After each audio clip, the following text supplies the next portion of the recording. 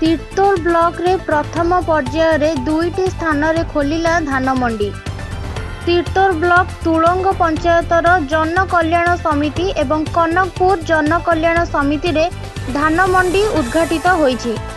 तुलंग धान मंडी को सभापति तपन कुमार पंडा उद्घाटन करिथिबा बेले हारामणि बारिक, हरमोहन मल्लिक, तापसी माणिक, बासंती बारिक प्रमुख उपस्थित थिले। सेहीपरि कनकपुर जन कल्याण समिति को सभापति अजय कुमार राहुल आनुष्ठानिक भावे उद्घाटन करिथिबा बेले लक्ष्मीप्रिया साहू, विभुदत्त महांती थिबा बेले परचेज कमिटीर बरदा प्रसन्न महांती, तुषारकांत दास प्रमुख उपस्थित थिले।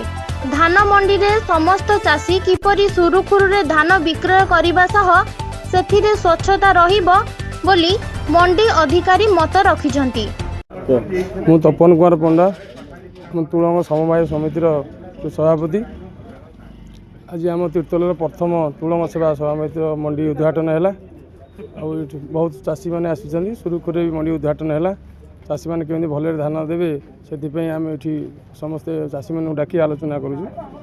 जी आमर 2025-26 वर्षर नुआ मंडी आरंभ होम ब्लॉक रे प्रथम मंडी आमर 697 जन पंजीकरण कर भितर समस्त पाखक टोकन मेसेज द्वारा आसी जार जी टोकन सीरियल अनुसार दिज्व 16/1/2026 प्रथम टोकन आसी मंडी ओपनिंग रे प्रथम जो मानकर सीरियल अच्छी से धान देवे।